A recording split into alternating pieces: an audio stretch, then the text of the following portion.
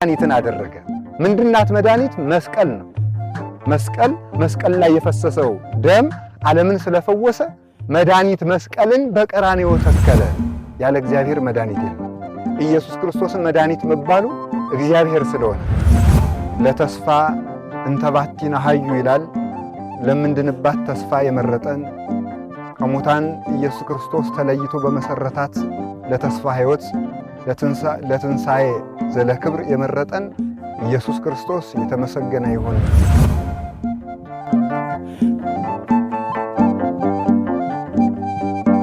ልጆች በሰላማችን ራስ በኢየሱስ ክርስቶስ ፍጹም ሰላም እንደምንሰነበታችሁ እስከዚች ሰዓት የጠበቀን የሰላም አምላክ ስሙ ለዘላለም የተመሰገነ ይሁን።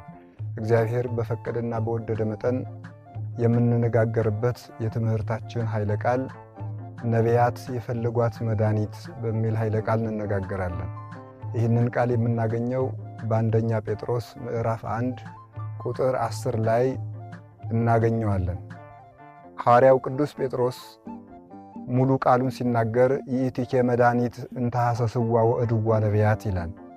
ይቺ መድኃኒት ነቢያት የፈለጓት ነቢያት የተንከራተቱላት መድኃኒት ናት ይላል። ቅዱስ ጴጥሮስ ይህን ቃል የላከላቸው በቅዱስ እስጢፋኖስ ሞት ምክንያት ተበታትነው በጳንጦስ፣ በገላትያ፣ በቀጰዶቅያና በሌሎችም የዓለም ክፍሎች ለተበታተኑት ክርስቲያኖች ተስፋ እንዳይቆርጡ የስንዴ ቅንጣት ካልወደቀች ፍሬ አታፈራም እንዳለ ጌታችን መድኃኒታችን ኢየሱስ ክርስቶስ በዮሐንስ ወንጌል ምዕራፍ 12 ላይ እነዚህ ክርስቲያኖች የተበታተኑበት ምክንያት ቅዱስ እስጢፋኖስ የስንዴ ቅንጣት ሆኖ እሱ ሲደበደብ እሱ ሲወገር የእሱ ደም ሌሎች ክርስቲያኖችን እንዲበቅሉ አድርጓል። እሱ ሲበተን በየቦታው ተበታትነው ክርስትናን አስፋፍተዋል። እስጢፋኖስ ባይሞት ኖሮ ባይደበደብ ባይወገር ኖሮ በዚያው ክርስቲያኖች ጸንተው ይኖሩ ነበር እንጂ ክርስትና አትስፋፋም ነበረ። ስለዚህ በእስጢፋኖስ ሞት ሌሎች ክርስቲያኖች በሌላው ቦታ ተበትነው አስተምረዋል። እነዚህ የተበተኑት ክርስቲያኖች ተስፋ እንዳይቆርጡ ቅዱስ ጴጥሮስ ይችን መልእክት ጽፎ ልኮላቸዋል። እናም ሲጀምር ምዕራፍ 1 ቁጥር 3 ላይ ምን ይላል? ይትባረክ እግዚአብሔር አቡሁ ለእግዚእነ ኢየሱስ ክርስቶስ ዘወለደነ በምህረቱ። በቸርነቱ ብዛት በኢየሱስ ክርስቶስ የወለደን የኢየሱስ ክርስቶስ አባቱ እግዚአብሔር አብ የተመሰገነ ይሁን። ለተስፋ እንተባቲና ሀዩ ይላል። ለምንድንባት ተስፋ የመረጠን ከሙታን ኢየሱስ ክርስቶስ ተለይቶ በመሰረታት ለተስፋ ሕይወት ለትንሣኤ ዘለክብር የመረጠን ኢየሱስ ክርስቶስ የተመሰገነ ይሁን እያለ ያጽናናቸዋል። ስለዚህ ከታች ዝቅ ብሎ ምን ይላል? ይእቲኬ መድኃኒት እንተሐሰስዋ ወእድዋ ነቢያት። ይቺ መድኃኒት ነቢያት የፈለጓት ናት፣ ነቢያት የዞሩላት የተንከራተቱላት ናት። ቅዱስ ጴጥሮስ መድኃኒት የሚለው አንደኛ መድኃኔ ዓለም ኢየሱስ ክርስቶስን መድኃኒት ይለዋል። ራሱ መድኃኔ ዓለም ኢየሱስ ክርስቶስ አነ ውእቱ ትንሣኤ ወሕይወት፣ እኔ ትንሣኤና ሕይወት ነኝ፣ ከሞት አድኜ በራሴ ሥልጣን አስነስቼ እኔው መድኃኒት ሆኛችሁ የዘላለም ሕይወት አውርሻችሁ የምኖር መድኃኒት እኔ ነኝ ብሎ በዮሐንስ ወንጌል ምዕራፍ 11 ቁጥር 25 ላይ ተናግሯል። ቅዱስ ገብርኤልም ለአባታችን ለአረጋዊ ዮሴፍ ሲነግረው ስሙ መድኃኒት በለው፣ ሕዝቡን ከኃጢአት ስለሚያድን ስሙን መድኃኒት በለው ብሎታል። ኢየሱስ ክርስቶስ መድኃኒትነቱ ከማንም የማይበደረው ከማንም የማይለምነው ከአባቱ ጋር በአንዲት ፈቃድ የሚያድንባት መድኃኒትነት ያለችው ራሱ መድኃኒት ነው። መድኃኒት በመሆኑም ነው ክርስቶስ ዓለምን የተቤዠ ዓለምን የፈወሰ ያዳነ እንጂ አያማልድም የምንለውም ለዚህ ነው። ኢየሱስ ክርስቶስ በራሱ መድኃኒት ነው። ኢየሱስ መባሉም ስለዚህ ነው። እነ ኢያሱ መድኃኒት ቢባሉ ዮርዳኖስን ስላሻገሩ፣ ዘገር ነቅጥቀው ጋሻ ታጥቀው ከመከራ ሥጋ ስላዳኑ፣ ስለጠበቁ፣ ጦር ሰራዊት ስላሸነፉ ነው። ኢየሱስ ክርስቶስ መድኃኒት መባሉ በራሱ ስልጣን ነፍሱን አሳልፎ ሰጥቶ ዓለምን ከገሃነመ እሳት ባሕር ስላሻገረ መድኃኒት ይባላል። በብሉይ ኪዳን መጽሐፍ እንደምናነበው መድኃኒት እግዚአብሔር ብቻ ነው። ያለ እግዚአብሔር መድኃኒት የለም። ኢየሱስ ክርስቶስን መድኃኒት መባሉ እግዚአብሔር ስለሆነ ነው። ስለዚህ ኢየሱስ ክርስቶስ በሥጋው የተገልጦ ዓለምን ያዳነ ስለሆነ ይእቲኬ መድኃኒት እንተ ሐሰስዋ ነቢያት፣ ይቺ መድኃኒት ክርስቶስ ሥጋን ለብሶ ያዳነባት መድኃኒት፣ ክርስቶስ ሥጋን የለበሰባት ሃይማኖት ነቢያት የፈለጓት ናት ይላል። ኢየሱስ ክርስቶስ መድኃኒት ነው። ከዚህ ባለፈ መድኃኒት የሚላቸው አንደኛ መስቀሉን ነው፣ ሁለተኛም ድንግል ማርያምን ነው። ይሄንን ነቢዩ ዳዊት በመዝሙረ ዳዊት መዝሙር 73 ቁጥር 12 ላይ እግዚአብሔር እሰ ንጉሥ ውእቱም ቅድመ ዓለም ወገብረ መድኃኒተ በማእከለ ምድር ይላል። እግዚአብሔር ከዓለም አስቀድሞ ንጉሥ ነው። ከዓለም አስቀድሞ ንጉሥ ነው። ከዓለም አስቀድሞ ንጉሥ ነው ሲባል ዓለም ካልተፈጠረ፣ ሰማያትም ከሌሉ፣ ቀላያትም ከሌሉ፣ አድማስና ናጌብ ሌሎችም ዓለማት ከሌሉ፣ ጽርሐ አርያምም ከሌለች እግዚአብሔር የት ላይ ነበር ቢባል ራሱን ዓለም አድርጎ ይኖር ነበር። እግዚአብሔር በራሱ ዓለም ራሱ መኖሪያ ራሱ ኗሪ ሆኖ ይኖር ነበር እግዚአብሔር። ስለዚህ እግዚአብሔር ከዓለም በፊት ነበረ ካለ በኋላ ከዓለም በፊት የነበረው እግዚአብሔር ምን አደረገ ሲባል ወገብረ መድኃኒተ በማእከለ ምድር፣ ከዓለም በፊት የነበረው እግዚአብሔር በምድር መካከል መድኃኒትን አደረገ ይላል። የምድር መካከል የተባለች ቀራንዮ ናት፣ ምድረ እስራኤል ናት። በዚያች መድኃኒትን አደረገ። ምንድናት መድኃኒት? መስቀል ነው። መስቀል ላይ የፈሰሰው ደም ዓለምን ስለፈወሰ መድኃኒት መስቀልን በቀራንዮ ተከለ። መድኃኒት ድንግል ማርያምን በቤተልሔም በኢየሩሳሌም ተወልዳ እንድታድግ አድርጎ መድኃኒት እሷን አበቀለ። እመቤታችን ነቢያት ያበቀሏት ዕፅ ስትሆን የሚፈውሰውን መድኃኒት ክርስቶስን የቆረጥንባት እውነተኛይቱ ዕፀ ሕይወት እሷ ናት። ስለዚህ መድኃኒት ድንግል ማርያም፣ መድኃኒት መስቀል፣ መድኃኒት የተገኘባቸው መድኃኒቶች እነሱ ስለሆኑ ነው። ስለዚህ ይእቲኬ መድኃኒት እንተ ሐሰስዋ ነቢያት እንተ ሐሰስዋ ወእድዋ ነቢያት፣ ይቺ መድኃኒት ድንግል ማርያም፣ ይቺ መድኃኒት መስቀል፣ መድኃኒት ኢየሱስ ክርስቶስ ነቢያት የፈለጉት መድኃኒት ነው። እንደ ዋዛ የተገኘ አይደለም። እናም እናንተ መከራ ተቀበልን ብላችሁ አትደነቁ። በዚህ ሁሉ ተበታትነን መከራ ተሰቃየን ብላችሁ አትደነቁ። ስንኳንስ እናንተ በልጅነት ጸንታችሁ ሥጋውን ደሙን ተቀብላችሁ ጸጋውን አይታችሁ በሥጋው የመገለጡን በዓይናችሁ አይታችሁ በጆሮአችሁ ተሰብኮላችሁ ያላዩት እንኳን ነቢያት ያን ያህል መከራ እየተቀበሉ ፈልገውታል። አትደነቁ፣ በመከራችሁ አትጨነቁ ለማለት ይእቲኬ መድኃኒት እንተ ሐሰስዋ ወእድዋ ነቢያት፣ ይቺ መድኃኒት ነቢያት የፈለጓት መድኃኒት ናት ብሎ አስረግጦ ይነግራቸዋል። እንግዲህ ድንግል ማርያምን፣ መስቀልን፣ ሁሉንም ነገር ሥጋውና ደሙን ነቢያት ፈልገውታል። ይእቲኬ መድኃኒት፣ ይችን ሥጋና ደም እኛ ጸንተን የምንኖርባትን የምንቀበላትን ዕለት ዕለት የዕለት እንጀራችን አትንፈገን እያልን የምንቀበለውን መድኃኒት የሚሆን ሥጋውንና ደሙን እኛ የፈለሰፍነው ሳይሆን እኛ ዝም ብለን የምንቀበለው ሳይሆን ነቢያት የፈለጉት መድኃኒት ነው። ይህ ሥጋና ደም ነቢያት ሲመኙት የኖረ ሥጋና ደም ነው ለማለት ሥጋውና ደሙን መድኃኒት ይለዋል። ይችን መድኃኒት ትንሣኤ ሙታንንም መድኃኒት ይላታል ቅዱስ ጴጥሮስ። ከላይ እንደገለጽ ነው ክርስቶስ ከሙታን ለሚያስነሳባት ቁጥር 3 ላይ ከሙታን አስነስቶ ለሚያወርሳት ተስፋ የወለደን እግዚአብሔር የተመሰገነ ይሁን ብሎ ትንሣኤ ሙታንን መድኃኒት ይላታል። ስለዚህ ያችን መድኃኒት ከሞት መነሳትን ነቢያቱ ፈልገውታል። እነ ዳዊት ሌሎችም ነቢያት ሲፈልጉት ኑረዋል። እና ይችን መድኃኒት ደግሞ እንዲፈልጉ ያደረጋቸው ደግሞ እግዚአብሔር ነው። እግዚአብሔር ሰው በበደለ ጊዜ የበደል ደግሞ ደመወዙ ሞት ስለሆነ ሞትን በአቤል አሳይቷቸዋል። በአቤል ሞትን ሲያሳያቸው ጊዜ ተስፋ እንዳይቆርጡ ደግሞ ሕያውነትን በሄኖክ አሳይቷቸዋል። ሊቁ አፈጳዘዮን አፈርሄ አፈንቁ የተባለው ዮሐንስ አፈወርቅ በአቤል አፍርሆሙ ወበሄኖክ አሰፈወሙ ይላል። በአቤል አስደነገጣቸው፣ አስፈራቸው፣ በሄኖክ ደግሞ ተስፋ ሰጣቸው።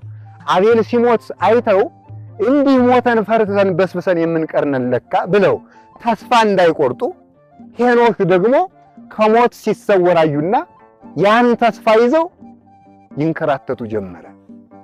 ሄኖክም በመጨረሻው ዛት ኢየሱስ ክርስቶስ እንደሚገለጥ ሰዎችም ሕያዋን ሆነው እንደሚኖሩ አሳይቷቸዋል።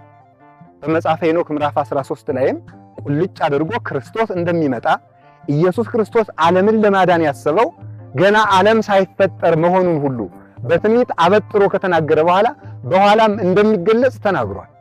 ስለዚህ የሄኖክን ሕያውነት አይተው ለአዳም የተሰጠውን ተስፋ ተመልክተው ነቢያት ይችን የሥጋዌ ቀን፣ ይችን መድኃኒት የሆነች ወላዲተ አምላክ፣ ይችን መድኃኒት የሆነች መስቀል፣ ይችን መድኃኒት የሆነች ሥጋውና ደም በብዙ ኅብረ አምሳል ሲፈልጉት ኑረዋል። እንግዲህ ይችን መድኃኒት ነቢያት ፈልገዋታል ካልን በምን መልኩ ነው የፈለጉት ሲባል ሰው እግዚአብሔርን ፈለግኩት ሲል ዝም ብሎ እግዚአብሔር አይፈለግም። እግዚአብሔርን ስሙን በመጥራት ብቻ አይፈለግም። እግዚአብሔር ቁጭ ተብሎ ብቻ አይፈለግም። እግዚአብሔር የሚፈለገው በመከራ ነው። እግዚአብሔር የሚፈለገው ዳዊት እግዚአብሔርን ፈልጉት ታገኙታላችሁ ይላል። ሆሴም ተናግሯል። እግዚአብሔርን ፈልጉት ታገኙታላችሁ። እግዚአብሔር የሚፈለገው እንዴት ብሎ ነው? ዝም ብሎ ቁጭ ብሎ እግዚአብሔር በመባል ብቻ እግዚአብሔር መፈለግ አይባልም። ያ ቢሆን ኑሮ የናዝሬቱ ኢየሱስ ሆይ አንተ ማን እንደሆንክ አውቄሃለሁ፣ ያለ ጊዜ እንዳታጠፋኝ እለምንሃለሁ ያሉት አጋንንት ሁሉ በዳኑ ነበር። ስሙን ጠርተዋል። ይሄ ብቻ ግን አያድንም። መዳን የሚቻለው በመከራ ክርስቶስ ሲፈለግ ነው። ነቢያቱ እግዚአብሔርን ወይም ኢየሱስ ክርስቶስ መድኃኒት ክርስቶስን የፈለጉት እንዴት ነው ሲባል በጸሎት ፈልገውታል፣ በጾም ፈልገውታል። የጸሎት እናት ደግሞ ጾም ናት። ጾምሰ እማ ለጸሎት ይላል ማሪሳቅ። ጾም የጸሎት እናት ናት። ወእህት አልአርምሞ የዝምታ የጸጥታ ከእግዚአብሔር ጋር ዝም ብሎ በሰቂለ ሕሊና አይምሮን ወደ እግዚአብሔር ሰቅሎ ለመኖር ስጋን አረጋግቶ እየገዙ ለመኖር እህቲቱ ጸሎት ናት፣ ጾም ናት ይላል። ወነቃ ለንባም ምንጭ ናት። ሰው መጀመሪያ በስጋ የእግዚአብሔርን ቸርነት እያሰበ ሲያለቅስ ከዚያ በኋላ የስጋው እንባ ሲያልቅበት አንብ የሚባል ጸጋ ይሰጠዋል። ይሄ አንብ ከቁጥጥር ውጭ ሰው በእግዚአብሔር ፍቅር ሲሰክር ዝም ብሎ ሌት ተቀን የሚፈስ እንባ ነው እና ለዚህች ደግሞ እንባ ምንጭቱ ማናት? ጾም ናት። ወጥንተ ለኩሉ ገርል ሰናይ ይላል። ለሁሉም ተጋድሎ፣ ለሁሉም መንፈሳዊ ነገር፣ ለሁሉም መንፈሳዊ ስራ፣ ለመንፈሳዊ ተጋድሎ ምንጭቱ ጾም ናት። ለዚህ ነበር ነቢያቱ ስጋዌውን ለማየት ሲፈልጉ እየጾሙ እየጸለዩ። ጸሎት ከጾም ጋር ሲተባበር ያምርበታል። መዝሙር ሐዋዝ ዘምስለ መሰንቆ ይላል ነብዩ ዳዊት መዝሙር 80 ቁጥር 1 ላይ መዝሙር ሐዋዝ ዘምስለ መሰንቆ የሚመስጥ መዝሙር ከመሰንቆ ጋር ሲሆን ያምራል ይላል። መዝሙር ምግባር ነው። መሰንቆ ሃይማኖት ናት። መሰንቆ ዘይቤ ሃይማኖት ይእቲ እንተለብስዋ ሰማይት እንዲል ቅዱስ አትናቴዎስ በቅዳሴው። መሰንቆ ሃይማኖት ናት። ሃይማኖት ደግሞ መሰንቆና መዝሙር ሲገናኙ እንደሚያምሩት ሃይማኖት በጾምና በጸሎት ሲታጀብ ያምርበታል።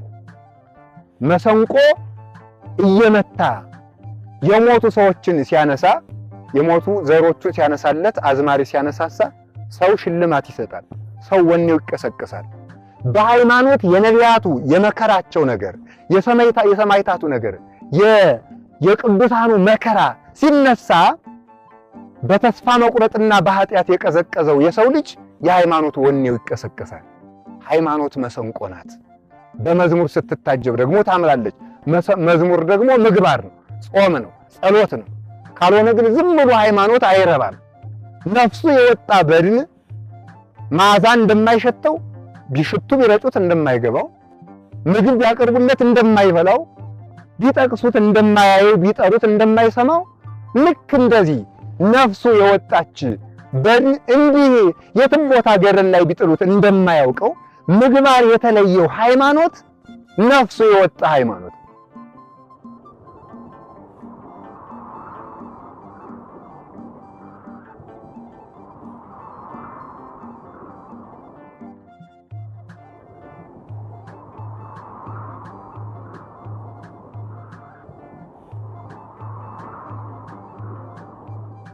ለሃይማኖት ሕያውነቱ ምግባሩ ናት። እና ነቢያቱ ብዙ አባቶች የጌታን የሥጋዌ ቀን ሲፈልጉት በመከራ ፈልገውታል። በጾም ከጸለዩት ከፈለጉት ውስጥ ለምሳሌ ነቢዩ ዳዊትን ብናይ ነቢዩ ዳዊት እንዲህ ብሎ ነበረ። መዝሙር 42 ቁጥር 3 ላይ ፈኑ ብርሃነከ ወጽድቀከ ብሎ ተናግሮ ነበር። አቤቱ ብርሃንንና ጽድቅህን ላክልን፣ ብርሃንን ጽድቅን ላክልን። ለምን? እነሱም ብርሃን ነበሩ። የእግዚአብሔር መንፈስ ቅዱስ ብርሃን በእነሱ ላይ ያበራ ነበር። እነ ሙሴም አብርተው ነበር። የሆነ ሆኖ ግን የነሱ ብርሃን ከሲኦል ሊያወጣ ስላልቻለ ብርሃንና ጽድቅህን ላክልን ይሉ ነበር። ፈኑ ብርሃነከ ወጽድቀከ፣ ብርሃንን ጽድቅህን ላክልን። ብርሃነከ ወልድን ላክልን፣ ወጽድቀከ መንፈስ ቅዱስን ላክልን። ብርሃነከ ሐዋርያትን ላክልን፣ ወጽድቀከ ሰብአ አርድእትን ላክልን። ብርሃነከ ሥጋህን ስጠን፣ ወጽድቀከ ደምህን ስጠን እያሉ ፈልገውታል። ብርሃነከ መስቀልን፣ ወጽድቀከ ሥጋህን ደምህን ስጠን እያሉ ብርሃነከ ካህናትን፣ ወጽድቀከ ዲያቆናትን እያሉ ፈልገውታል። ላክልን እማንቱ ይምርሃኒ ወይሰዳኒ ውስተ ደብረ መቅደስከ። እነዚህ ነገሮች መርተው ብርሃንህ ጽድቅህ የተባሉት እነዚህ መርተው ከተቀደሰው መቅደስህ እንዲያገቡኝ እነዚህን ግለጥልኝ ብሏል ነብዩ ዳዊት። እነዚህ ብርሃን አንተ፣ ጽድቅ መንፈስ ቅዱስ፣ ብርሃን ሁሉም ለእያንዳንዱ ይሰራል። ብርሃን ወልድ ስለተባለ መንፈስ ቅዱስ ብርሃን አይደለም ማለት ግን አይደለም። ብርሃን መንፈስ ቅዱስንም ይሆናል። እነዚህ ላክልኝ እማንቱ ይምርሃኒ፣ እነዚህ መርተው መንግሥተ ሰማያት ያስገቡኝ። ስለዚህ መንግሥተ ሰማያት እንድገባ ከተቀደሰው መቅደስ እንድገባ እነዚህ ላክልኝ እያለ ሲመኝ ነበር። በሌላ በኩል ደግሞ መዝሙር 120 ቁጥር 1 ላይ ምን ብሎ ነበር ነብዩ ዳዊት? አንሳይኩ አዕይንተ የመንገለ አድባር፣ አይኖቼን ወደ ተራራ አነሳሁ ማየቴ ይምጻ ረድኤቴ፣ ረድኤቴ ከየት ይምጣ ይላል፣ ይጠይቃል። አይኖቼን ወደ ተራራ አነሳሁ ማለት ምንድነው? ተራሮች ነቢያት ናቸው። ነቢያት ከሲኦል ያወጡኛል ብዬ ተስፋ አደረኳቸው። ነገር ግን እነሱም የአዳም በደል ስለነበረባቸው ሊያወጡኝ አልቻሉም። ረድኤቴ ከወዴት ይምጣ ይላል። ረድኤቴ የሰማም እግዚአብሔር። ይቆይና መልስ ሲያገኝ ብዙ አባቶች የጨነቀ ሰው ወደ ላይ እያለ ተጨንቆ እጁን ከወገቡ ላይ አሳርፎ በጭንቀት ሰማይ ሰማይ ጣራ ጣራ እንዲያይ፣ የታመመ ሰው አልጋ ላይ ሆኖ ጣራ ጣራ እንዲመለከት ወደ ላይ እያንጋጠጡ ፈልገዋል። ነቢያቱን ተስፋ አድርገው ነበረ። ነቢያቱ ግን የአዳም በደል ስለነበረባቸው እነሱም ከሲኦል አልወጡም። እነሱም ሲኦል ይገባሉ። ምንም እንኳን ሲኦል ውስጥ ነው መከራው ባያገኛቸው። ለምን? ነፍሶሙ ውስተ ለጻድቃን ውስተ እደ እግዚአብሔር ይላል ሰሎሞን። የጻድቃን ነፍሳቸው በእግዚአብሔር እጅ ናት።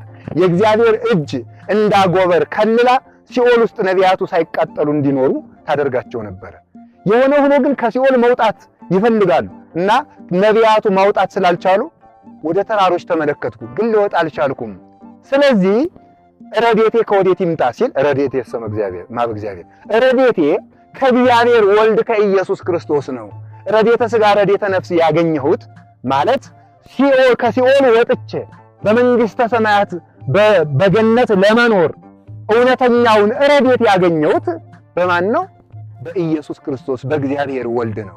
ረድኤቴ በእግዚአብሔር። ኢየሱስ ክርስቶስ እግዚአብሔር ነው የምንለው ለዚህ ነው። ተራሮችን ተስፋ አድርገን አደረኩ፣ ግን ረድኤት አላገኘሁም ማለት እውነተኛ ድህነት አላገኘሁም። ረድኤቴ ከእግዚአብሔር ዘንድ ነው። ኢየሱስ ክርስቶስ ብቻ ከሲኦል አውጥቷል።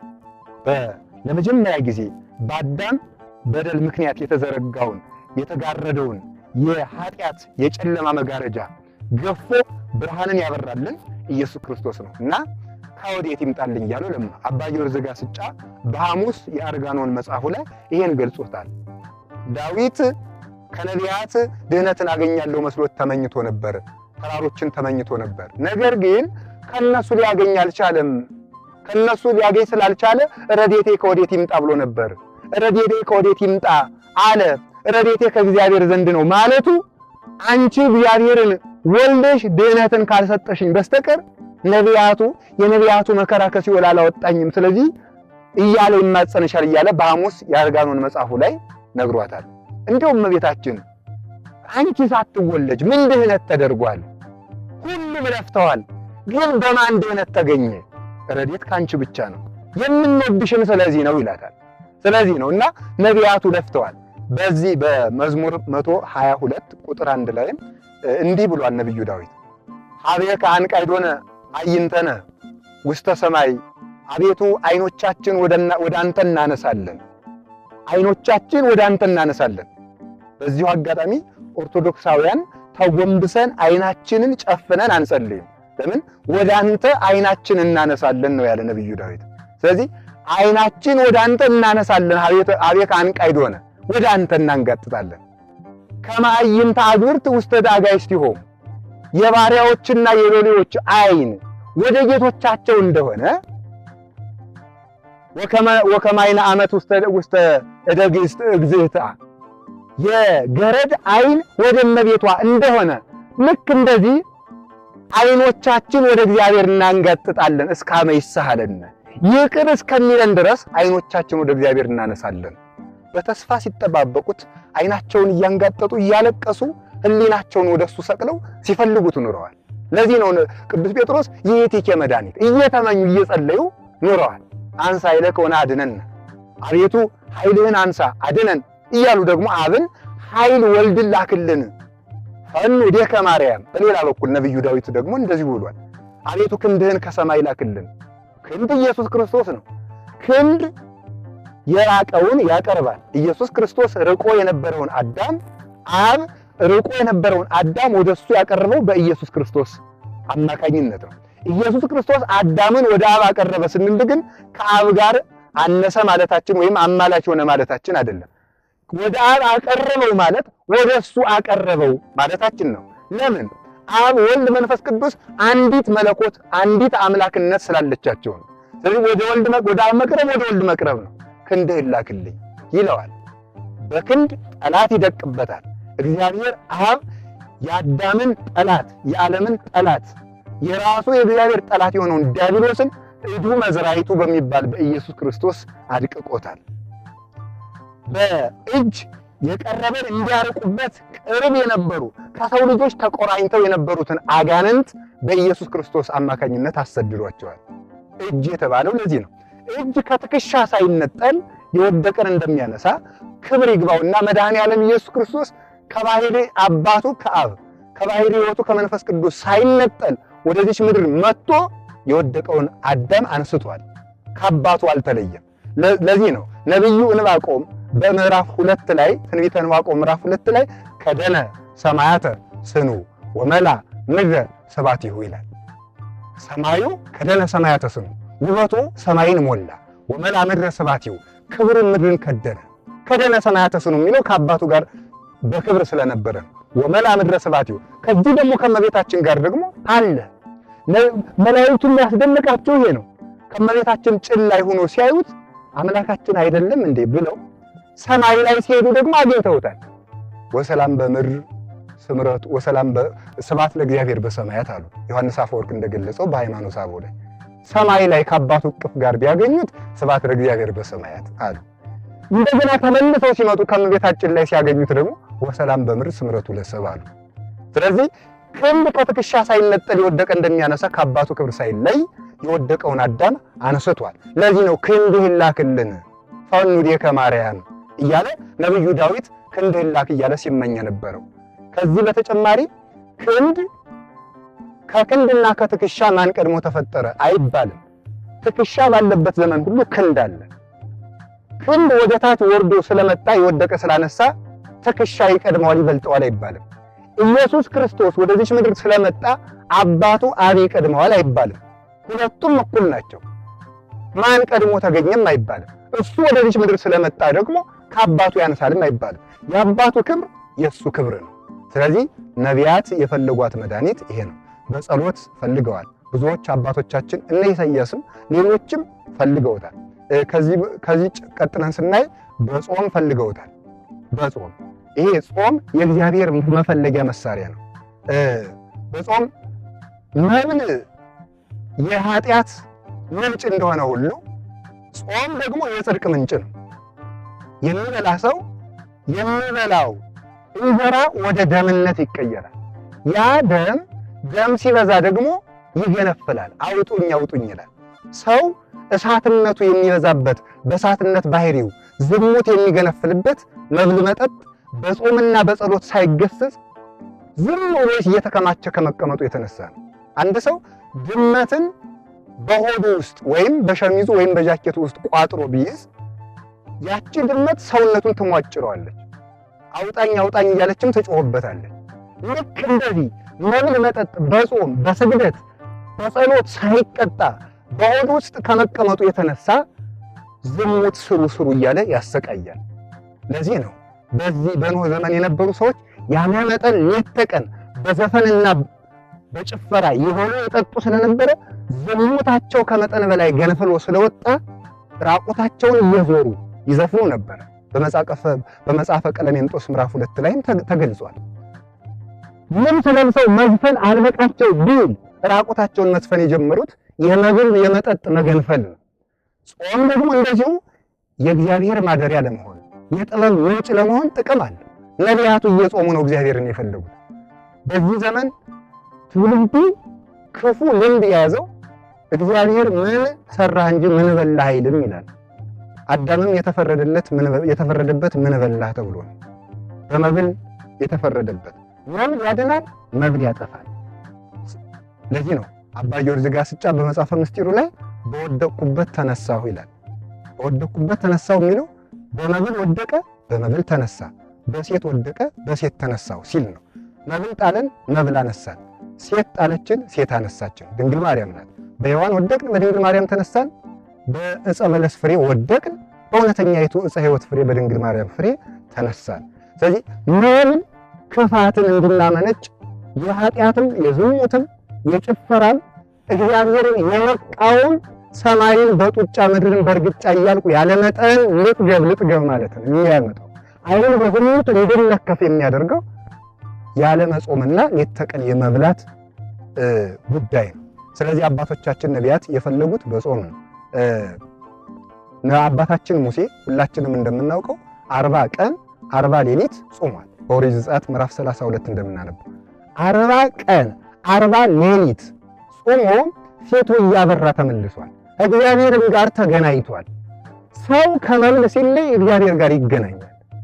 ሰው የመብልን ቅንጣት ከሆዱ ባጠፋ ቁጥር የእግዚአብሔር ብርሃን በልቡ እየተሳለበት ይሄዳል እና አባታችን ሙሴ ብርሃን ተስሎበት ተመልሶ እንኳን ከሲና ተራራ ሲወርድ እስራኤል ሙሴ ተገልበብ ለነ ፊትህን ሸፍንልን ያንተን ፊት ማየት አቅቶናል እስኪሉ ድረስ ብርሃኑ አይናቸውን ያንጸባርቃቸው እስከሚመስል ድረስ እስከሚያንጸባርቃቸው የተጨነቁት ለምንድን ነው ብባል ጾም ነው። ክብር የሚገኘው በጾም ነው። አባታችን ኤልያስም ልክ እንደዚሁ 40 ቀን በጾም አንድ ቀን ከዛች ከመልካሚቱ መሶበ ወርቅ ባገኛት ህብስት ያችን በልቶ 40 ቀን ጾሞ ወደ ብሔረ ሕያዋን ተነጥቋል።